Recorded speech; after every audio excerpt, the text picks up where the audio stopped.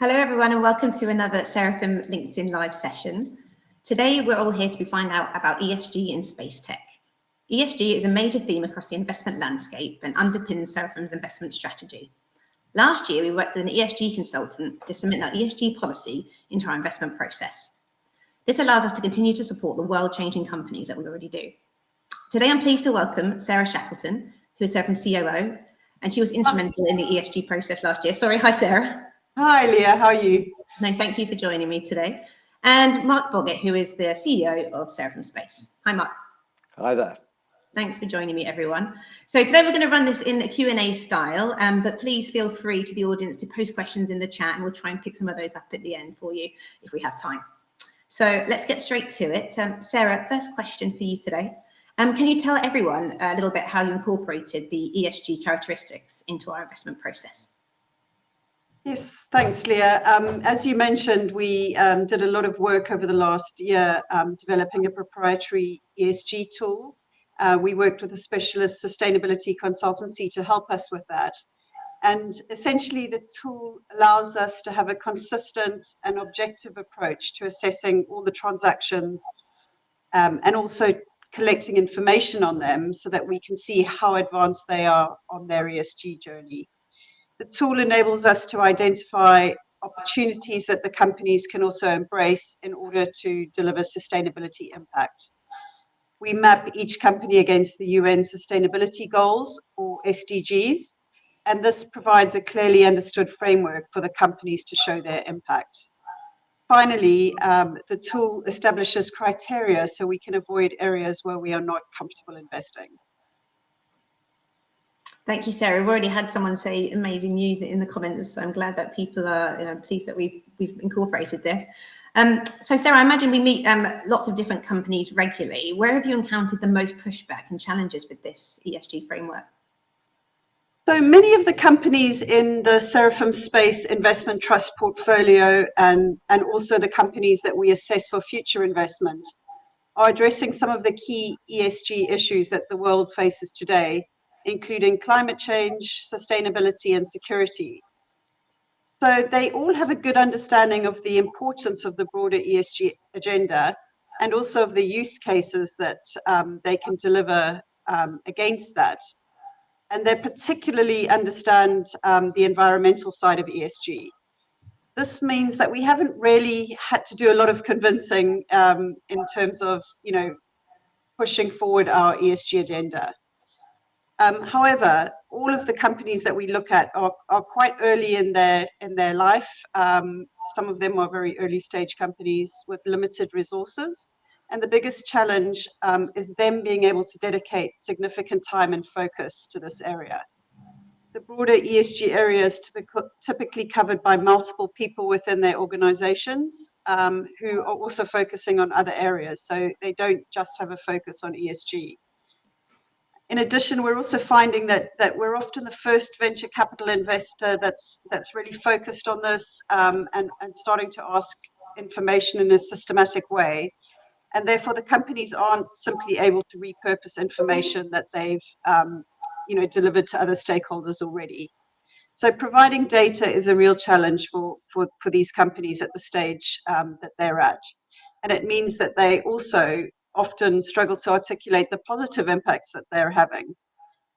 However, we've been able to try and incorporate the data requests we have into a new online system in the hope that we can automate this data collection and ease the burden for companies over time. I'm quite excited to look back probably in 12 to 24 months' time, as I expect that the quality of the information will continue to improve, and we'll be able to see with collection over a period of time how the companies are maturing and becoming more familiar and developing in the ESG area. Automation will really be key in reducing the friction within and the burden on these companies. Brilliant. That's fascinating to hear, Sarah. How are you helping the companies themselves become more ESG compliant? Have you got any examples you can share with people? Yes, so we're focused on being a value-add partner to our companies.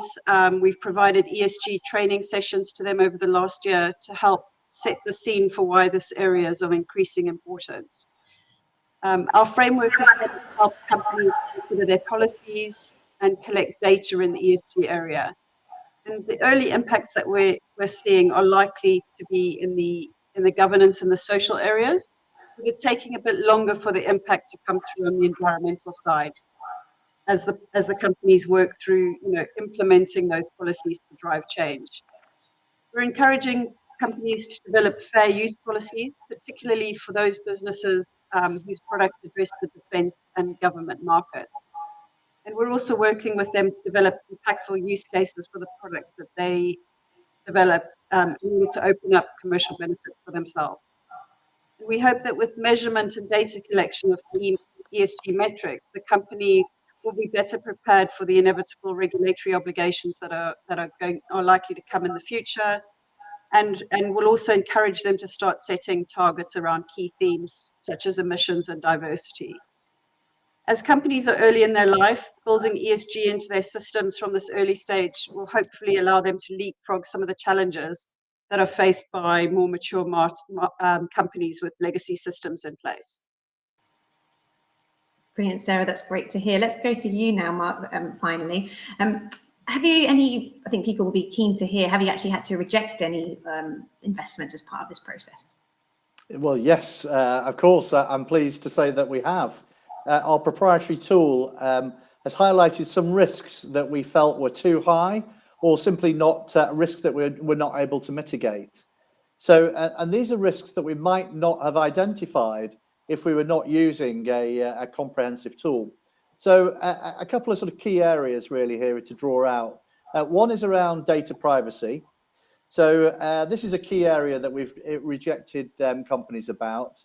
These are companies that are collecting a huge amount of sensitive data, and understanding how robust their processes are, and importantly, which companies they're selling to, is one of the key things that we're really focused on. Another example is the potential alternative application for these technologies, so such as propulsion, say for missiles or nuclear capability. And we need to be asking the right questions about what they're doing today, but also their plans for how this technology might be used in the future. So these are a couple of real examples as to why we've rejected businesses that would otherwise qualify for us to invest into. Thank you, Mark. So let's talk about some of the positive use cases and applications that space and space tech can have in promoting ESG. One of the most meaningful areas that comes to mind, I think, and for most people, is climate change. How do Earth observation companies make an impact here? So new space companies have large constellations which gather data about our planet in high degrees of fidelity, at low cost, and often in close to real time. So this data can help monitor the planet, it can help us use resources more efficiently, and importantly, can help us catch bad actors, those that are dumping effluent into rivers or polluting the sea. So you'll be familiar with satellites that use optical capability to take pictures of what's going on the ground, but nightfall and cloud cover have caused problems there. So we've now got new technologies such as SAR, synthetic aperture radar, multispectral infrared. These are new ways of providing us with new ways of looking at the ground that address these problems of weather and nightfall. So the end game here, however, is that these constellations provide an independent data set. So this allows for information transparency, effectively an audit of the data that's being provided, which will provide investors with much more confidence in the numbers. The problem is that in relation to ESG, and particularly the E element of that, much of the data today is self-reported. So it's not collected in a consistent manner, and it's really subject to potential fraud. So our view is that space data will increasingly replace this self-reported data set, which will give much, much more confidence in the ESG scores. Now, this is really important if you're an investor that uses ESG ratings to help make investment decisions, such as which oil major do you purchase. These investors want to have absolute confidence in the underlying data that they're relying on. And this is where the space data set has got a huge and sustainable impact on ESG. Fascinating stuff. Thanks for explaining that, Mark. Another key driver is food security. I know that's very important. And maybe you can explain a little bit more about that to everyone, and also perhaps give some examples of some of the companies that are in the portfolio supporting this. Yeah, of course. This is a huge area that Space is well positioned to support.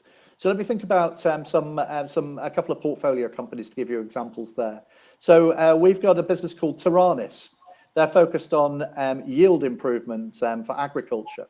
So they use drones to collect field level data on things like plant nutrition, pest issues, and disease. They then use this field data to train the algorithms to assess satellite data. They then use that data to help the agriculture supply chain to help their customers. So, for example, a pesticide company using this information is able to approach a farmer to tackle a pest problem in one of his fields that this farmer doesn't even know that he has. So it's about the efficiency of being able to use this information.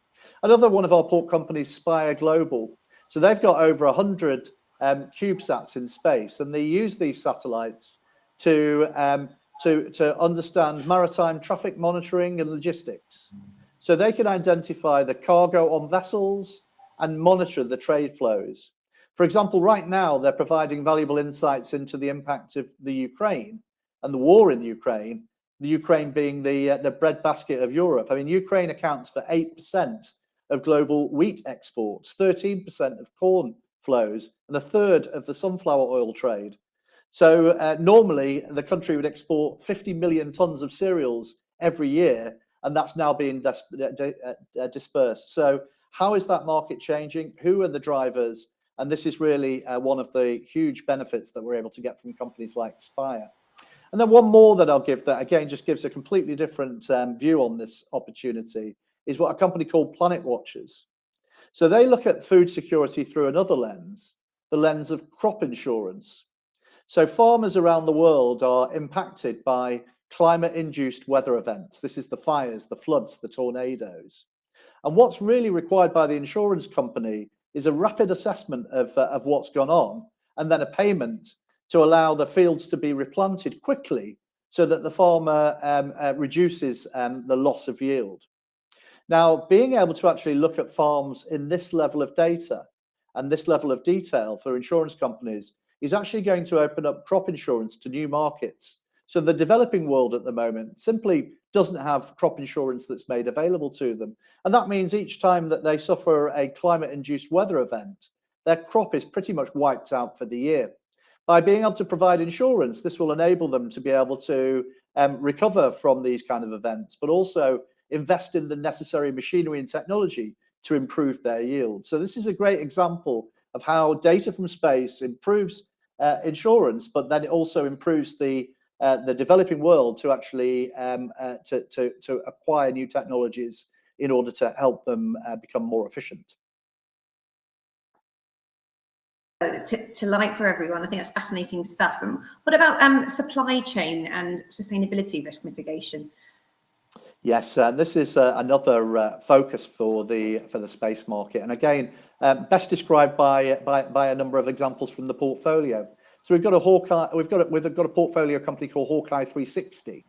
So what they're focused on is addressing the 23 billion a year illegal fishing market. They use their constellation of radio frequency satellites to identify illegal fishing and to hold the owners of those vessels to account. So it's possible from data from space to be able to stop this illicit trade. Then we've also talked earlier about Spire Global that has this 100-strong satellite constellation that's focused around maritime, but they're also focused around aviation. They're following all of the aeroplanes in all of our skies, as well as all of the boats on all of the oceans. And being able to actually track this in real time, you can really understand how the supply chain is working, where there are issues, and address them. Then one of the big growth areas for the future is around carbon credit management. So there are companies out there like B0 Carbon that are providing independent data rather than self-reported data around the compliance and voluntary carbon credit markets. So the big questions here are Is the carbon credit that a company's purchased against a particular forest, is it really sequestering the volume that they've paid the credit for? So space companies are measuring and being able to provide transparency for these carbon credit projects. And I think that that is then going to lead to significant growth in this market once there's much more confidence in the data around the carbon credits. Thanks, Matt. Is there any other areas you'd like to highlight, perhaps communications or cybersecurity, or do you think have we covered it all? Yeah, no, we can certainly continue. We can talk about this all day. So space is a driver of equality. So let's talk about telecommunications. So half the world today is on 5G. The other half of the world is on 0G. So telecom infrastructure doesn't exist in much of the developing world. So they don't have access to the internet. So internet poverty is a real problem.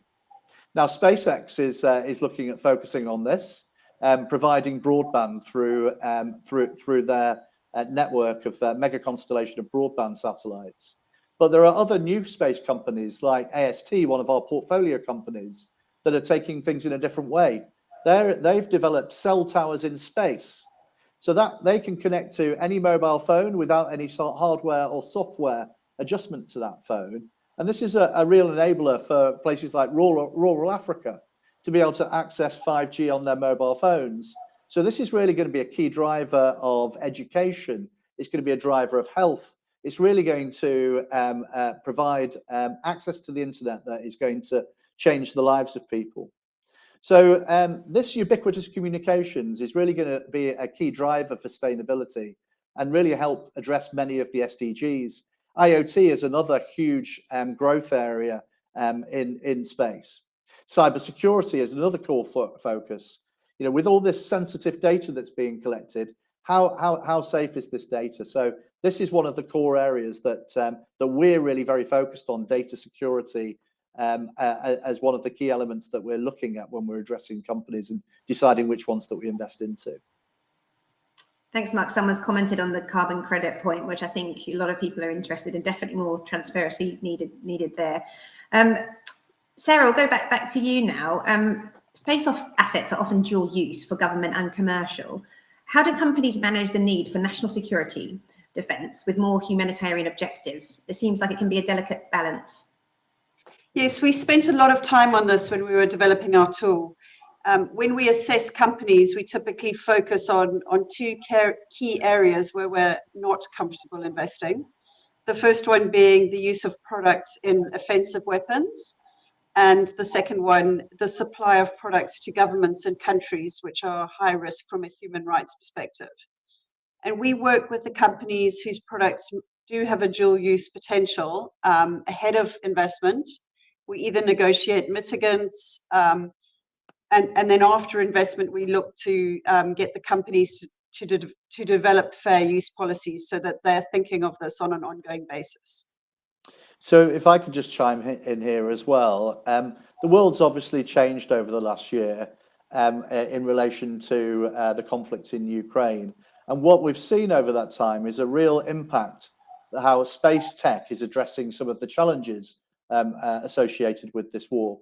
So for instance, Starlink, they're able to provide internet access to the people of Ukraine. So this has been a huge benefit for Ukraine. But there are also a whole range of other commercial Earth observation technology businesses that have been able to be used in order to record the destruction that's underway, and these are potentially going to be able to use this data to address future war crime cases. We've got a portfolio company, ISI, that uses the world's largest radar satellite constellation that enables them to be able to look down at the ground in day or night, regardless of the weather, and see what's going on in a very high degree of accuracy in close to real time. So this is helping in areas like humanitarian efforts in Ukraine. It's helping record these issues around war crimes, and it's really supporting their capability around their defense and intelligence capabilities. So the war in Ukraine has really been a huge driver for the acceptance and use of this kind of data from space. Thanks, Mark. And if anyone's got any questions, please post them in the chat and we'll hopefully get to them at the end. Please keep those coming in. Sarah, I'll go back to you. What part of the space ecosystem do you think is the most underappreciated currently by investors? So I think ESG is often perceived to be focused on risks and mitigants, which has a negative connotation. And in our ESG work, we've really tried to highlight the tangible positive impacts that SpaceTech can deliver, such as, the monitoring of illegal deforestation and fishing, which, Mark spoke about earlier, also developing technology to measure and drive energy efficiency and carbon emission reduction. And we believe that the negative perception of space from a launch and an emissions perspective is far outweighed by all the positive aspects that are delivered from space, many of which Mark, has already touched on in this session.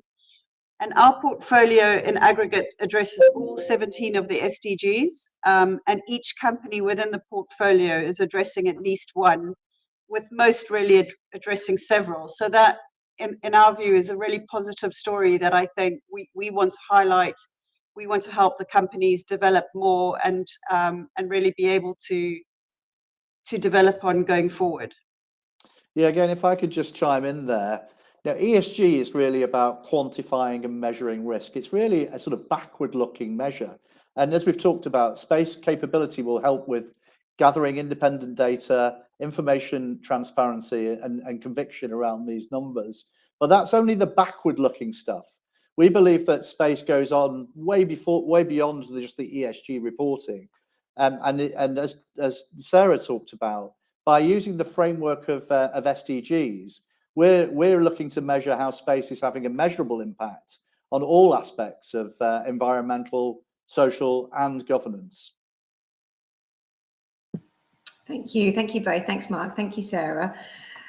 We've had a question come in. I don't know who wants to pick it up. How do you develop a comprehensive and global approach to ESG to be inclusive of different countries and cultures?